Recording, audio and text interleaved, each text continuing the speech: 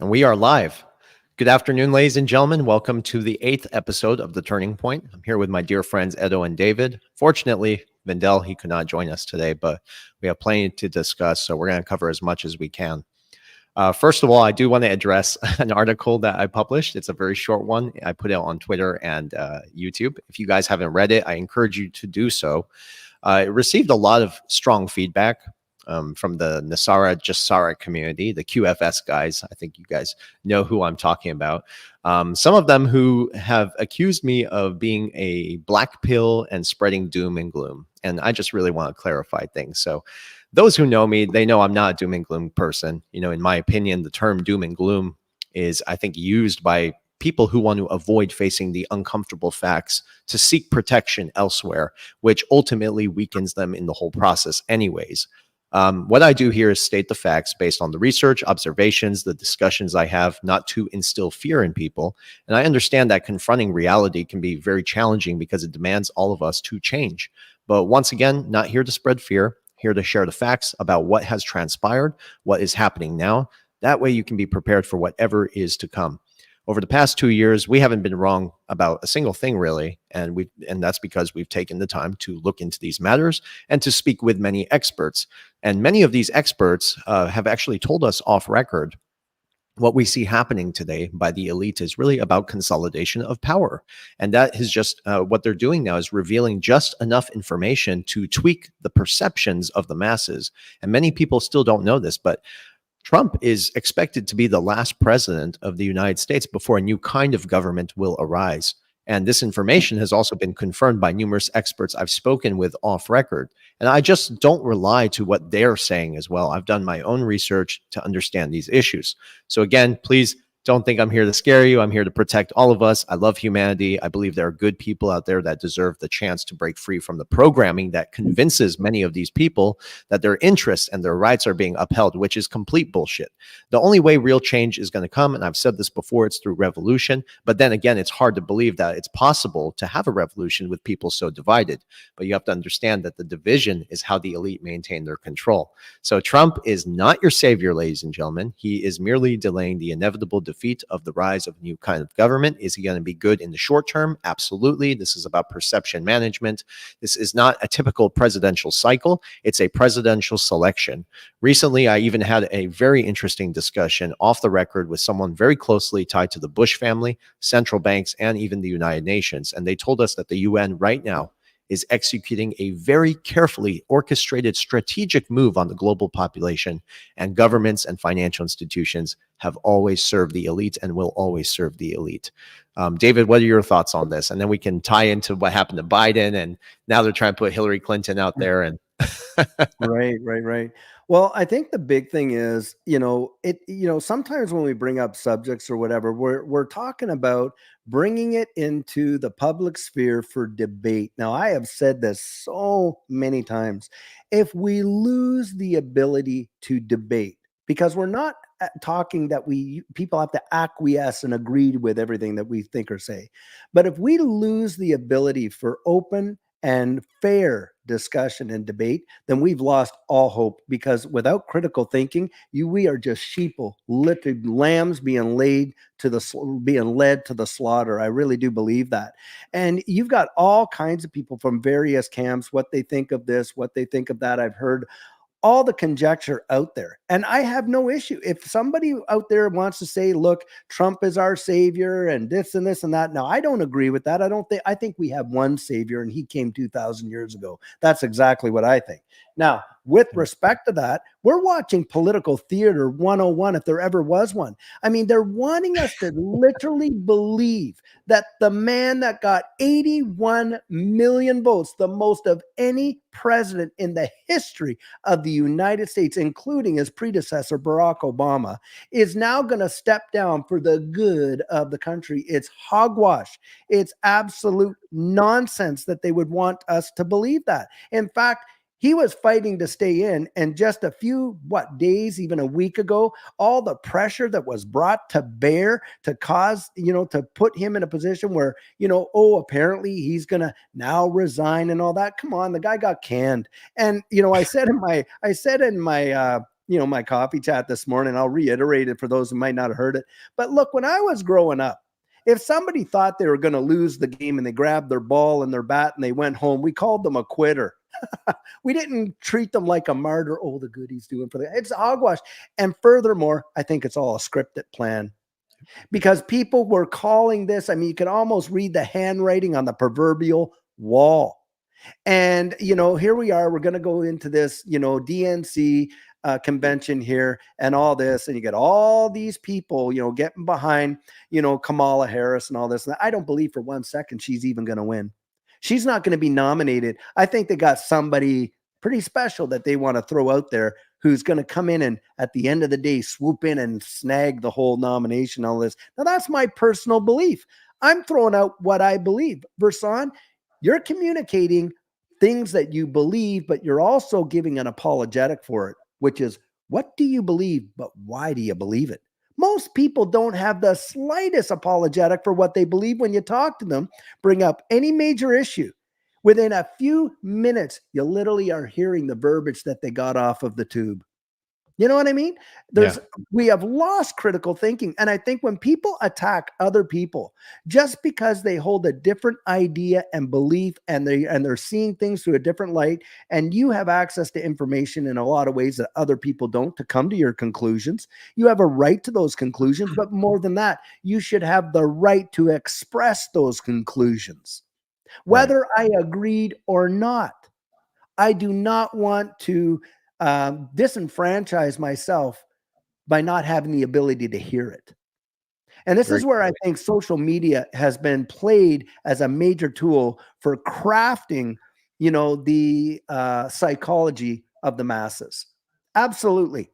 Because you're rewarded with one of the biggest drugs known to mankind, affirmation. And it's positive reinforcement, isn't it? And negative reinforcement. You say something we don't like, we dump all over you. We shadow ban you. We do this, we do that. You see something we love and it fits our narrative. Ooh, you're going to get all the back pats and everything else that you ever want. And is that not a way of social engineering? It is. And boy, do we ever want to be aware of what's going on and 100%. not become victims to that social engineering. Now, I do believe that we are heading into a major situation where a crossroads is going to be reached. Globally, I think most people feel that. Most people feel that the drum that is marching us to a global geopolitical conflict is almost right around the corner. I mean, we all feel it. It's this distractionary machine, if you will, that has its tentacles are way out there in positions of authority and power to just keep the masses absolutely pacified. It feels like Rome, when Rome was falling and they were throwing the circus and the games and everything else that they all did, yet it was literally at the point of perfect collapse. And they watched it. And what we're trying to do here, by the way, guys out there, is we're trying to share with you things that will help you to be ready for that, should, if, and when it comes. You could take it for what you will, but I believe that your motive, I know your motive in getting out there is to help people, not to scare the crap out of them, but it's to be ready for it. Nobody wants, look, if I knew that a natural disaster was coming and we could all see it, it's incumbent upon people to say, hey, look, you might want to get out there and get ready for what's coming, because you're going to be wiped out should you be unprepared when it hits. That's right. That is all we're doing here, guys. That's all we're doing. You take it for the pinch of salt or whatever you want to do, but that's what we're doing. And so, hey, I commend you from at least getting out there and sharing your perspective with the motivation to help people. And that's my opinion on it. I appreciate that. And with everything going on, I had some people send me private messages saying, Verson, you really got some balls to come out there and say something like that just after Trump got hit with a bullet or something like that. So, I mean, like you said, this whole thing, it really smells funny. It is. And this has been scripted. I really believe that at this point. Many people are going to disagree, of course, because they're looking for a savior, someone to believe in, to look up to. And I think that's what these presidential candidates are doing. And I put this in the tweet, guys. On the post, is that people talk about a great awakening. First of all, number one, you're just waking up. I've been asking these questions for over a decade. That's one. Two, Great awakening, but yet you will not realize the fact is that governments, presidents, and politicians, right? These are institutions, these are people there that are there to replace and experience something that you need to confront and deal with yourself as an individual, as a human being, with an augmented experience, a simulation. And that's exactly what they're doing. And you're feeding into that. Anyways, I don't want to go down this rabbit hole too much, but I just wanted to give an overview of what I put out there. So it's in my community on my on the YouTube. You guys can read it. Kept it short and concise, but very impactful. So I think you should check that out. Edo, I want to hear your thoughts. Well, first, very happy to be here with you gentlemen again for one more episode. Just want to let everyone know I was very sick today, but I still find the will to be here because I say there's so much things going on, and I really wanted to hear your perspective from both of you, Versen and David. Happily, I started feeling better around 1 hour before the live streaming, so that's what made me to be here now. So the first thing I want to address is that the global leaders, if I love to look back and we have to discuss what you said, Versen, about COVID. So it's very interesting that they are using COVID right now. How long is that we didn't hear about COVID? It just disappeared, and suddenly we have the president dropping out, and they are saying it's because of COVID that he's resigning. That is an indicator, as Versen pointed out when we were speaking privately, that it's an indicator that they're going to bring this thing back. And with that, we already start even being careful with what we are saying, because we know how much censorship there has been in the last years. And a lot of the things that you say, Versen, about for example, I saw the text that you put about Trump, and I have to say you have a lot of courage to put these things out, because these are the type of things that can really take down your account, because there is a lot of things that we know, but we aren't really allowed. We can talk on the surface, but we can't go too deep for a simple reason. They would take our accounts out. There are clips that I would love to share on my Twitter. I would love to share on my YouTube. Sometimes I share privately with both of you, for example, but it really comes down to most elected politicians and also the non-elected, just the case for the Union European. They are in such positions of power because they have been allowed to be there. They have been strategically positioned in these positions of power. And it really comes to a point that I don't want to discuss if either they are a good person or a bad person, but I'm really questioning if they do have a choice to make the correct decisions. We know that the head of the snake are the central banks. Can Trump really go against the central banks? What would happen to him if he were to go against the central banks? And I have a great example. We had very few presidents in the world that went against the COVID narrative. One of them was the president of Tanzania. What happened to him? He died. They didn't try to kill him, they killed him. And it happened very quickly. And nobody really spoke a lot about that. But it's not me making up facts. You can go on Google and find out about the only president in the world that was saying he didn't recognize COVID in his country. A couple of weeks later, he was dead.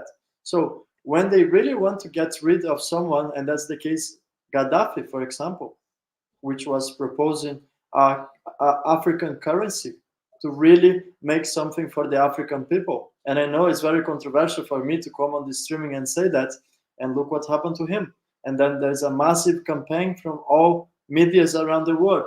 So the truth has to be said, but there is a limit to the extension of what we are allowed to say and what we are not allowed to say, because that can really cost our channels, that really can take down our businesses, so we have to be very careful on how we put information out there, and especially very careful when fully trusting global leaders, because that's also a way to forecast your own power. So let me rephrase that. it's just a way of you putting the faith or taking out the responsibility of your shoulders of the necessary actions that you should take as a human being, as someone that is responsible for a family, for example, and you just putting in the shoulders of some politician and say, if he wins the election, everything's going to be right. And I think that's just lying to yourself, because he was already in power for 4 years. And I asked, did your life really change? And Well, I he am- empowered the central banks. That's what he did, and many people refuse to talk about these things. But thank you for your insights, Edo and David. I just want everyone to know this discussion is not going to be entirely boring. We're going to move into digital assets now. I want to discuss a lot of the talks about X to enable payments on their platform. It sparked a lot of conversation, interesting discussions, especially regarding which technologies are going to be used. And my opinion, I don't think any of the meme coins are going to be used. I don't think meme coins have any place in the near future. And then, of course, 99% of the cryptocurrencies in the market, I think, lack real use case and utility. Most of them are get rich quick schemes. And even then, the lack of liquidity often leads to a scam. So there are speculations and discussions about the possibility of even XRP playing a role in the development. And I think it's interesting because obviously XRP is currently at this moment the only regulated digital asset in the world. I think so. Recognized again by all the institutions. And then even more interestingly is that the stage has already been set for the full scale adoption and use case of Ripple and XRP. Peter Thiel and I think Elon Musk were the original investors in Ripple before it became Ripple. What was it called before? You correct me if I'm mistaken. I think it was OpenCoin or OneCoin. Can you guys I think correct it me? was OneCoin. I think you're right. I think it was OneCoin. OneCoin. I went very deep on this, So it started as, well, it's crazy because we can track it down back to the 90s when Ripple was actually called Ripple Communications. That when you look to the board of directors, that was really the INSA, which is the government agency. And then Ripple Communications from 1992 was kind of forgotten for a while. And then the same Ripple became Newcoin, that later on became OpenCoin, that later on became Ripple, and then Ripple Labs that we know today. They really tried to cover up that we had Ripple in the past, in the 90s. Right. And it's been around for a long time. They just renamed it. Yeah. And when you ask David Schwartz or anyone that is in Ripple, like the founders, they actually going to tell you that it really comes down because of a song that they chose in the name Ripple. But that's not true, because you have Ripple Communications before the song. It's Ripple. I don't really remember the name of the artist, but they say that it was inspired by a song, but you can actually really track it down way before the existence of Bitcoin, which is quite shocking, right? Yeah, I mean, it's it's like the stage has already been set, pretty much. And David, you want to put something in real quick? Well, I was going to say, if you research Ryan Fudger out of British Columbia, Canada, and where his family comes from, who was the originator of Ripple, the original one, where I think it was Chris Larson and David Schwartz that went in there and kind of purchased it off of him and things like that, or however that transaction went down. I'm not, but it's really quite amazing because it goes right back to a lot of these Bilderbergs. It's actually it's just so coincidental that it's insane, really. Yeah. This was interesting. Go ahead. I just a short intervention. I put someone in the comments say the Grateful Dead Ripple. That's the name of the song. Grateful Dead song, yeah. And I made a lot of threads on Twitter. I was the one that actually made all the connections between the Fugger family and Ripple. And it's highly connected. And the Fuggers, they are just like, to some extent, some sort of Rothschilds. They have been controlling the financial system since centuries ago. And I don't think that's a coincidence. This is why I say that family is the only way that you can really have a long-term plan. And that's why they want to destroy families, because they are able to carry their plans through generations, okay?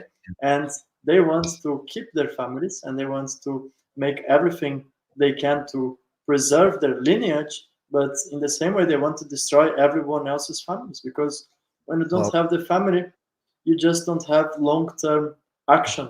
You cannot plan anything for more than 30, 40, 50 years. And that's how the elites have been operating. well, that's Well, the and UN. also, go ahead. Go ahead. Sorry. I'll keep it real short, guys, but because I also wanted to talk about XLM. I found an interesting connection there too.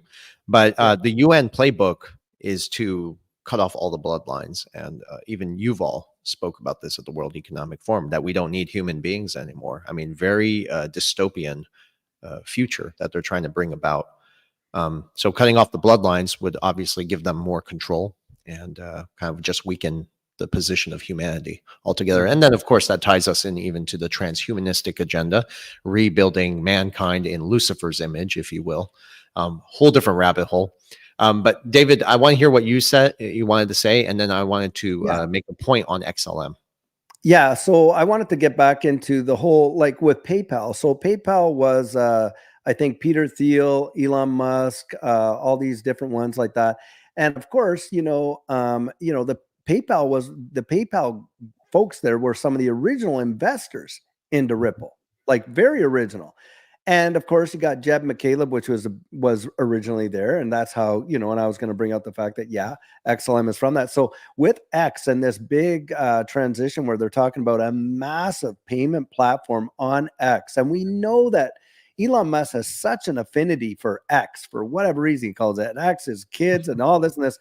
Well, it will not surprise me to see either XLM or XRP or both of them some way, somehow connected to this new payment platform. And we're getting, there's kind of, pardon the pun, ripples, of information coming out that seems to be what happens. Now, you get a positive confirmation of something like that. What do you think is going to happen to these assets in terms of their demand? Yeah. Well, I think it's just going to go wild. And of course, that will have a big impact on price and things like that. And regardless, and of course, a lot of people say, well, these are just conspiracy theories and this, that. But I mean, have you ever seen such coincidences and so many dots in your life connected to anything? And you literally have Ripple out there, the number one, corporation that is helping nation states to develop the infrastructure for the evolution of money. Central bank digital currencies, connect it with the International Monetary Fund, the Bank of International Settlements. And by the way, from almost inception, now I don't know how many corporations out there get that kind of access. Yeah.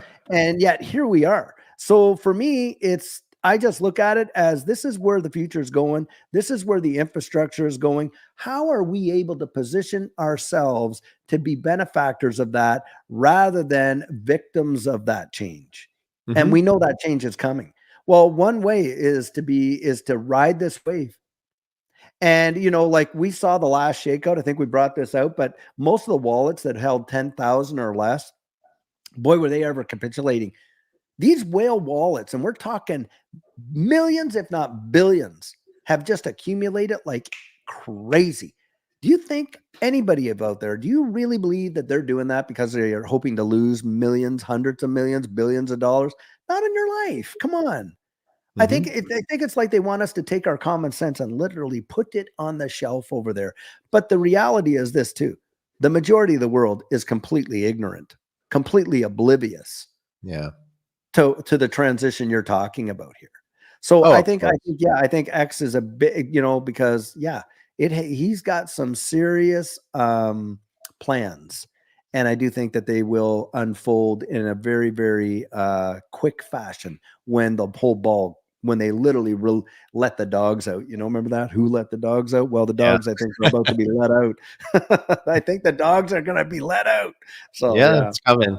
I always tell people this when people send me messages like Rasan, when is this? I'm like, it's coming, guys. Every time we have these discussions, we're getting closer and closer. Just look at the way the world is unfolding and all the narratives and the news. And oh God, man, we're getting closer every day. So what I want to point out though is that Elon Musk, he owns SpaceX, he owns Starlink, and then you mentioned that he owns, everything with X, right?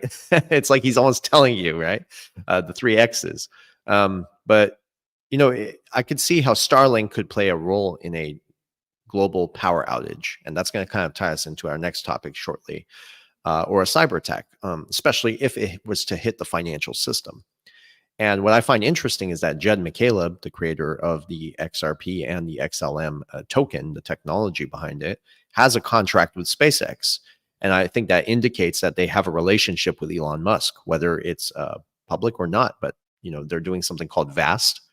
So I think Stellar, the Stellar Foundation, has a very quiet, secretive relationship about their activities with what they're doing with Starlink and SpaceX. There are a little bit of layers out there that you could find that kind of indicate all of this, but just considering that both XRP and XLM have real, solid, valid use cases, and then their movements even synchronized to a degree, they mirror each other in some way, form, or fashion, it means that one of these could certainly be used to enable the payments on the X platform. So I just think it's a very interesting discussion. I'm glad to get your take on this, guys. So, well, I would say, the whole Starlink network could literally be the lifeboat of a global financial cyber attack and collapse of the current system. Because, I mean, look, they're wanting to bank the unbanked. We all know that. So there's areas of the world. I mean, these are low orbiting satellites in a network. His goal is to literally cover the entirety of the Earth. So there'd be no place where you would not be able to utilize this system and transact. Well, and they're doing it very quickly. And so for me, I just kind of see it as an inevitability that this is going to come down. And this whole deal that we had with, Cloud or CrowdStrike or whatever, when you think about that and you peel back the onion and you see who owns this, it's just almost insane. It's almost like insane. a Ukrainian guy. Well, yeah, but it's a lot of these big players, like it's BlackRock and through other subsidiaries that own these companies. And to me, I'm thinking, okay, how many updates have we had over the last number of decades? So many. And one just by chance at this period of time in history causes that. To me, it almost feels like a trial run. Especially when you got the WEF talking about this almost like they did before this whole situation, the whole pandemic went down. They did a trial run on that. Remember that test? And boy, it almost turned out exactly. And here they are doing all this, talking about this global cyber attack that could literally cripple the entire world financial system at one time. And I'd like to ask a question. It's just like, how many conspiracy theories have to become a reality before people realize that this has all been scripted and planned out for a long time? I mean, look at the way the world is evolving. Do you think this was not orchestrated? Do you think this is not planned out? And, I hate to say this, but I don't really watch too much Alex Jones and David Icke. I really don't watch them like I used to when I was younger. But that's where I started to ask these questions. But it's just interesting that a lot of what they've said over the last 20 years has actually come into fruition.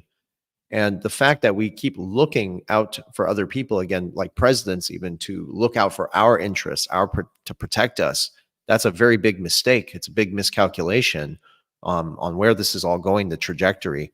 The digital system, in my opinion, I think plays into this slave system. And I know here we are embracing the technology sometimes, but one thing that I always take from a lot of the discussions I have with some of these experts is that there are going to be winners and there are going to be losers in the transition of this financial system. And that's even something, what's his name, shared with me, Robert Kiyosaki, privately. So, something to be mindful of. But as far as the outages with CrowdStrike, I want to keep it brief, because I think still details are unfolding, but we kind of already know what's going on. I did watch a very intriguing video from the war criminal Netanyahu from Israel, and he claimed that he and his associates, I'm going to try to put this video up, not right now, but I'll try to upload it to YouTube. It's just I'm concerned it might get taken down because you can't talk bad about the Israelis right now, But he claimed that him and his associates in the video, who I think we know are the masterminds behind many of the global conflicts, the wars, the child trafficking, the deep state, whatever you want to call them. They're the ones at the forefront of controlling the power grids through artificial intelligence. And that's exactly what he said.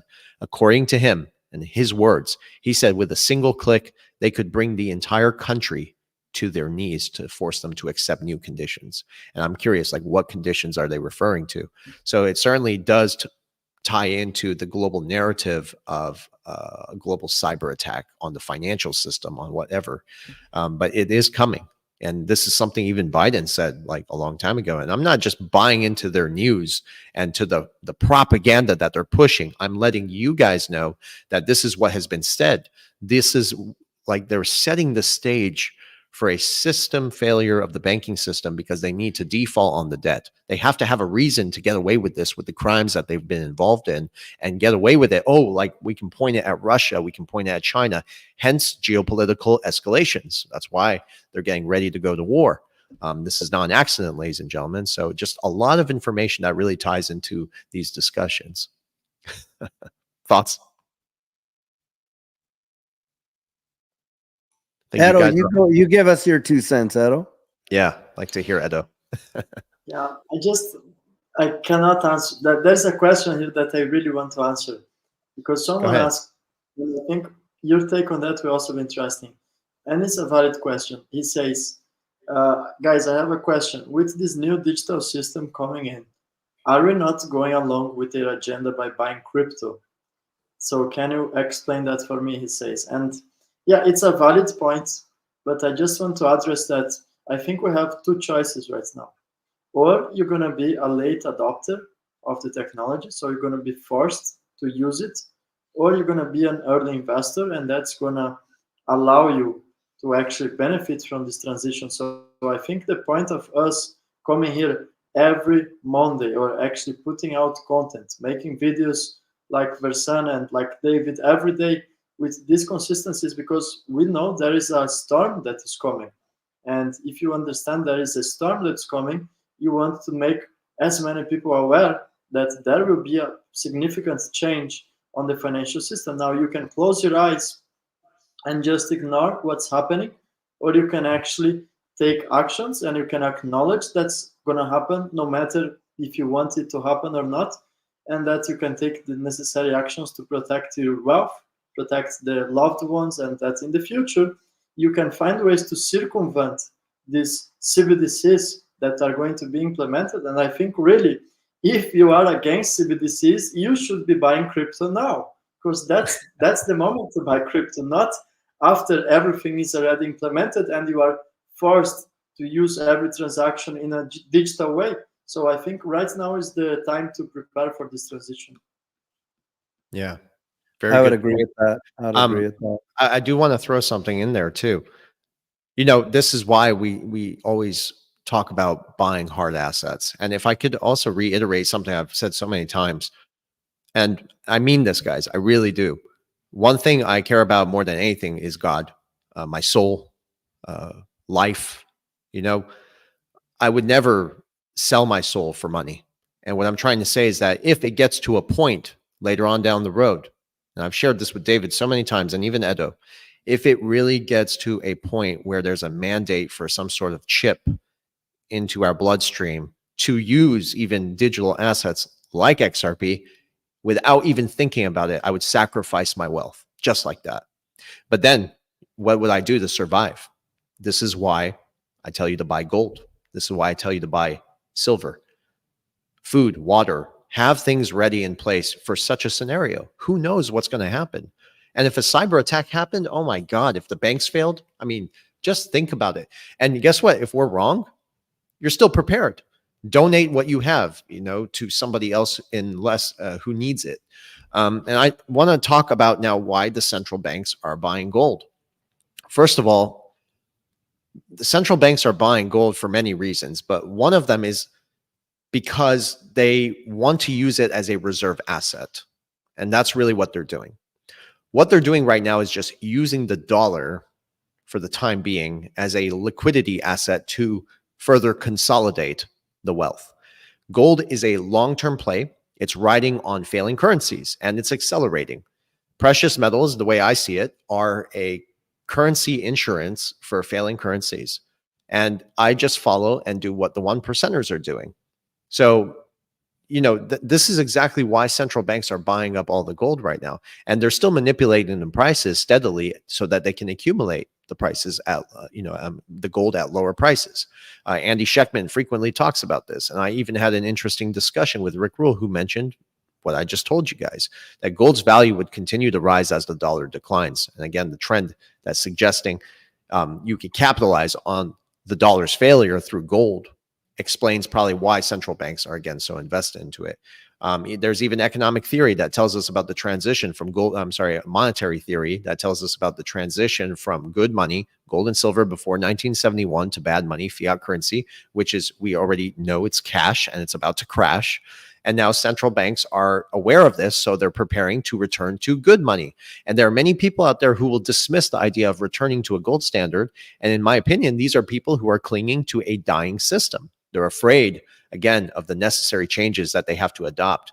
And they fail to even consider what we've been talking about here for like 3 years now, how blockchain technology can actually facilitate the monetary transition. It can mitigate a lot of the issues that we have here. Blockchain also allows for the fractionalization of gold, making a gold standard feasible again.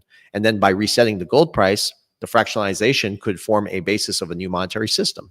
And that's, I think, your monetary reset. And I do believe that's where this is all going. So personally, to avoid and circumvent a digital infrastructure, I believe in owning precious metals and physical assets. I'll let you guys take it from here. Well, I think the central banks agree with you because, I mean, they're betting against their own currencies by, accumulating gold at a record pace. I mean, I just this morning was reading an article on that where it's just insane. And when you think about this, now we have talked about this, the US dollar is actually a bridge asset. It's a bridge currency. So like when you trade, $1 like Chinese yuan for, let's say, British pounds. Well, you don't do it directly. Oftentimes on the forex exchanges and this and that, a lot of times you're seeing, okay, the yuan into US dollars, then in the US dollars into the British pound and all this kind of stuff. But it is a bridge asset that is losing confidence rapidly. And of course, with mBridge, let's not forget that mBridge is allowing these transactions to happen to circumvent SWIFT and the US dollar, because mBridge is being utilized by a lot of BRICS nations. Well, don't kid yourself. You're going to see, allies, Western allies utilize mBridge.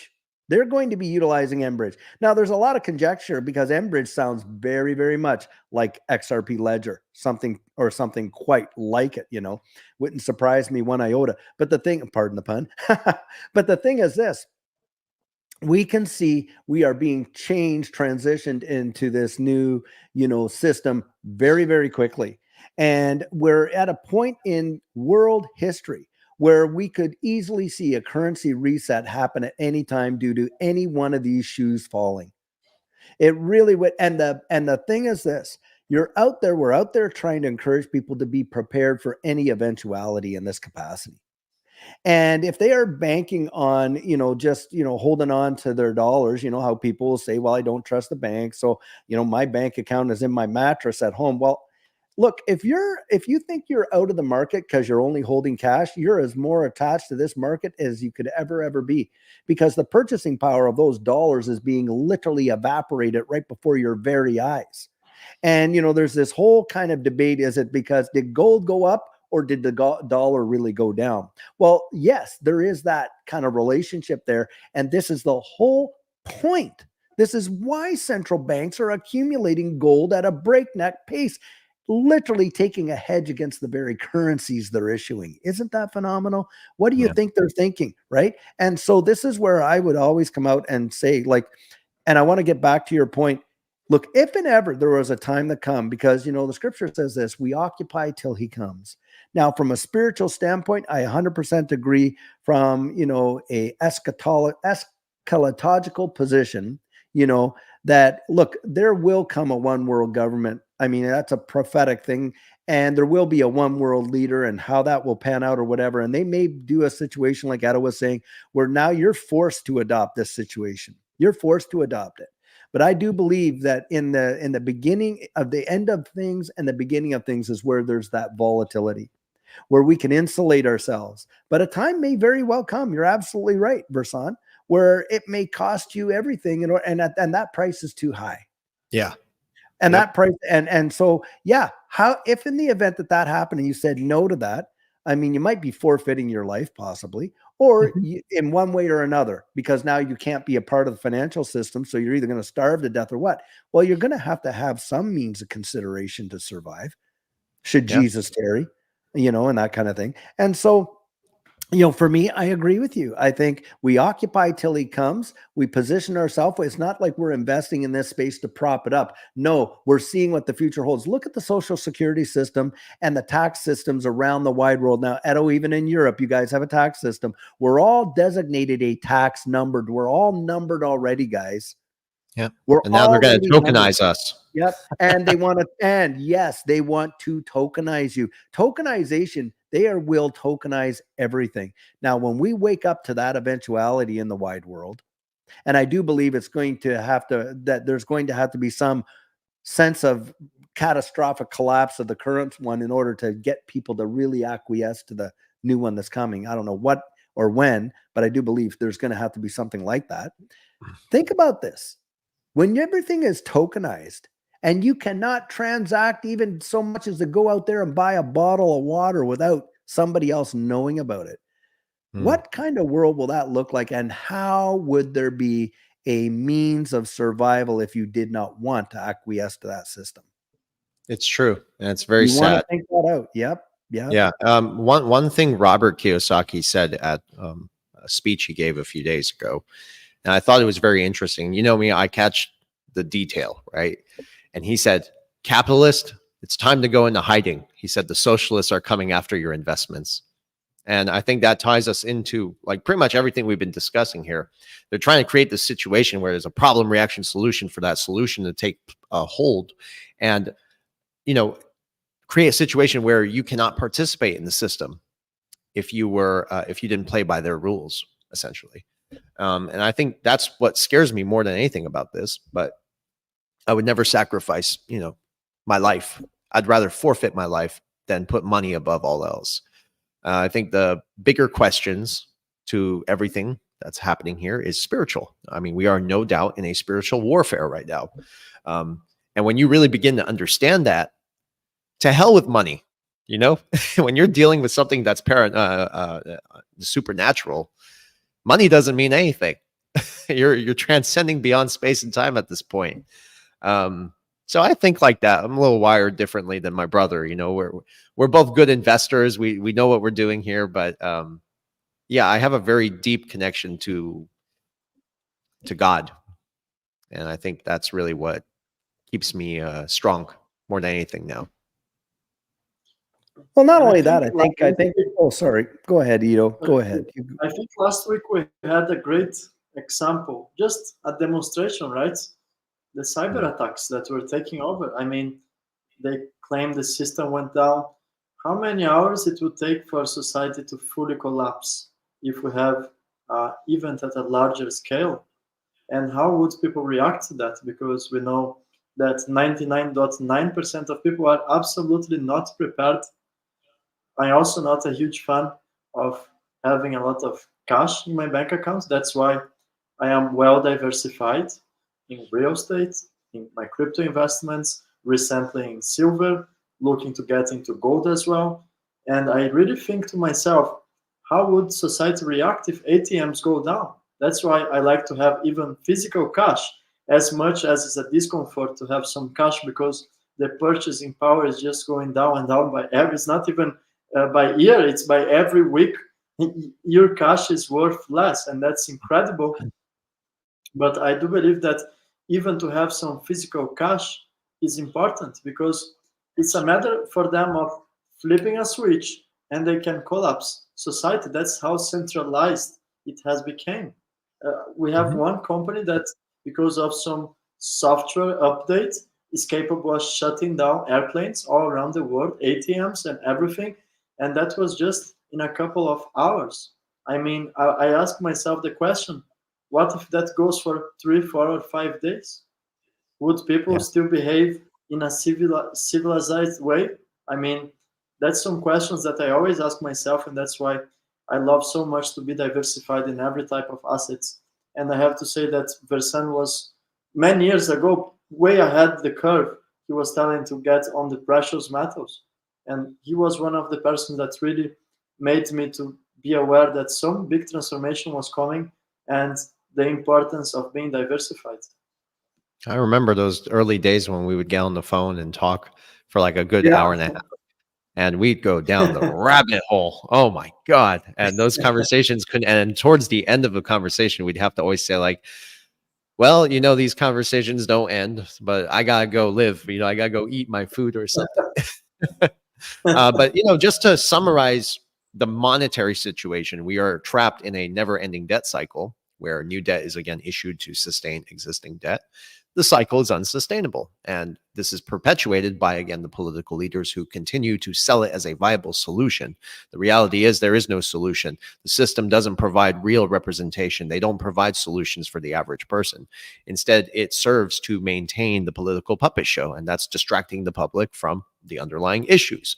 That the fact of cost of servicing our national debt is out of control. Interest rate payments are approaching $1 trillion annually. The burden is unsustainable on the people.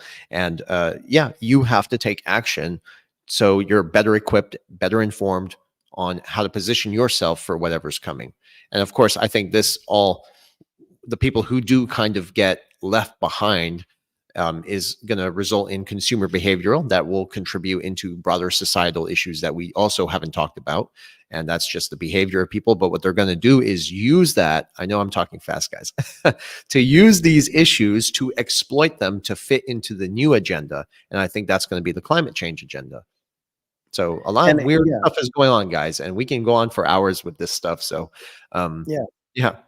Well, I was going to say, for those who can't, look, there's people that don't have access to gold or silver. They can't afford gold or silver. Then I would say, look, buy things that you would normally consume anyway. Mm-hmm. And put those aside. Look at what happened when COVID came in and all that. People were lining up around the block for something they think hardly, most of us in the day don't even think about. Toilet paper, of all things. It was insane.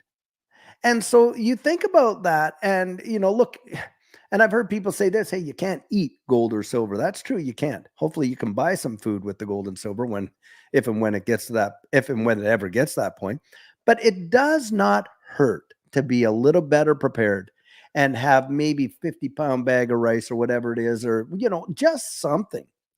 I mean, and this is why I just don't understand why people will react negatively to that. Because it makes common sense. It's common sense. I mean, we have insurance for our health. Who gets health insurance thinking, oh, I can't wait till I get sick so I can use my health insurance? I don't know of anyone thinking about that, right? But we all got it. Hey, and there's Edo there with XRP Healthcare, I mean, and all of that. So we all have that. So why would we really balk at the possibility of going out there and just preparing for any eventuality and being ready for it? It's not fear.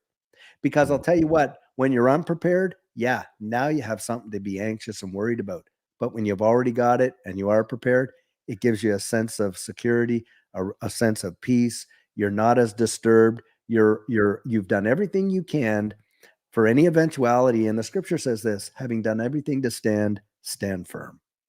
Amen. And it just gives you a better foundation. And be mentally, emotionally, and spiritually prepared as well, I would say. Beautifully said. Edo, any final thoughts, guys? I think we're coming to an end here. Pretty much covered everything for today. Love what you say, David. And I think it's great to accumulate things, because not only for the scarcity of certain items in the future, but also the prices continuously go up. So I'm going to give some practical examples. I'm a guy that I don't take any pharmaceutical drugs. I can be dying in my bed. I'll not take it. For almost 10 years now, I have not taken anything.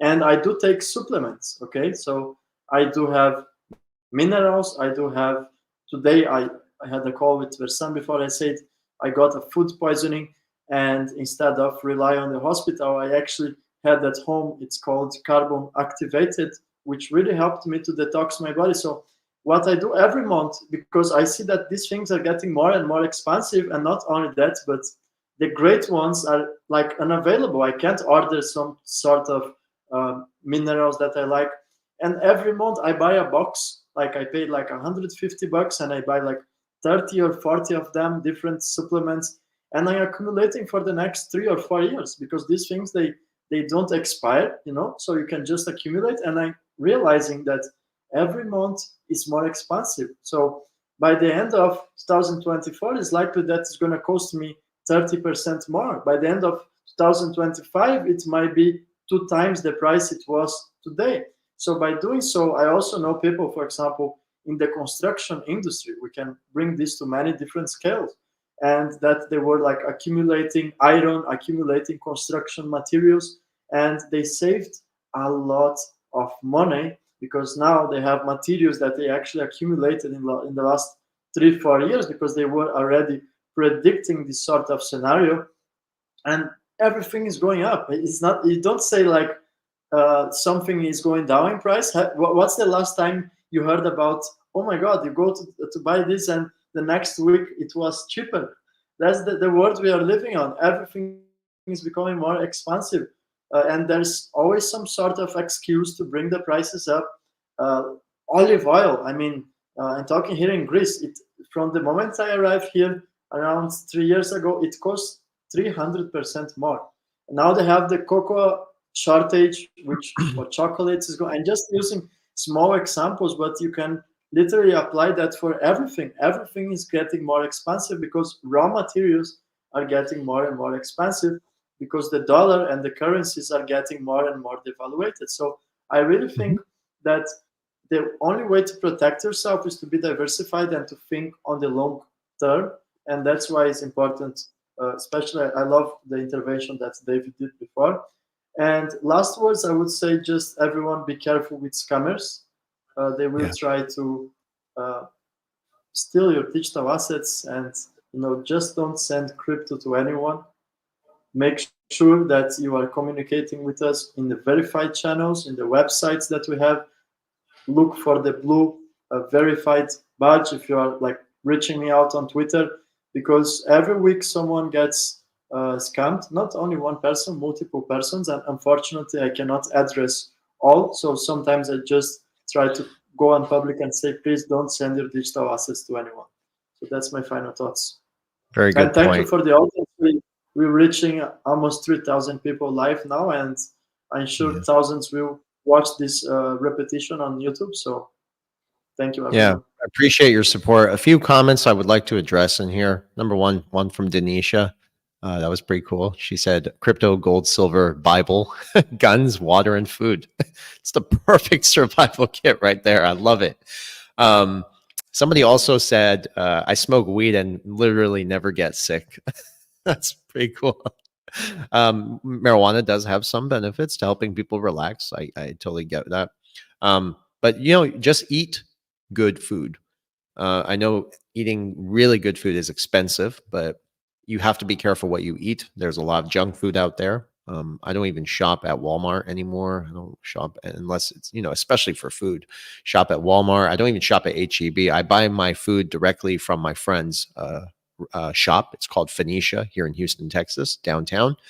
And if he's not available and doesn't have what I need, I will go to a farmer's market, and I have relationships with a few people in the farmer's markets. So I've actually taken the time to go ahead and build those networks and relationships. That way, if a situation were to unfold, I have access to food still. Water, I've been stocking up for years. Food, supplies, emergency supplies, lighters, candles. I just buy shit like that all day. And that's me protecting my money, because it's going to be worth less. And that's really what inflation, I believe, is a euphemism to cover the fact that your currency is dying. And then people are like talking about interest rates and inflation without addressing the root cause behind all of it. We are at the end of a global monetary cycle. The dollar is finished and it's evolving. The petrodollar system, I think, is over. It's coming to an end to a degree. They're going to be trading in other currencies. So you got to take action. That's all I can say, right? And in the meantime, also remember, stay true to your heart, have a spiritual sense. We're in a spiritual war. don't forget God. Love each other, be empathetic for other people outside in the other side of the world who are dying needlessly because of our military industrial complex. I mean, just have a bigger heart. I think that's the best way we can really get out of this mess. All right. But No, I'm done. I would, So yeah, I would agree any with last that. words? Because Yeah, just wanted to say, get it. One of the things I think you brought out there that was, I think, was absolutely fantastic is build a community, like minds, surrounding yourself with people that you can trust, and like you just said, help one another. A lot of people are going to need help, and this is a big way that we can be a part of it. Get information out there, but also, be out there. The golden rule, the true golden rule is, hey, do unto others as you would have them to do unto you. And I think that, we would all want help, and this is where being in a community really makes a difference. Amen. Okay, guys. I want to thank our audience for all the support. 2,700, almost 3,000. Really appreciate all that, guys. Thank you so much. Please be sure to share this information with your friends, family. Also, check out some of the other interviews I did on the show. Check out David's channel. Subscribe to us. We're here to help. And of course, do what we can to make sure everyone is positioned for this transition. Thank you, guys. Thank you.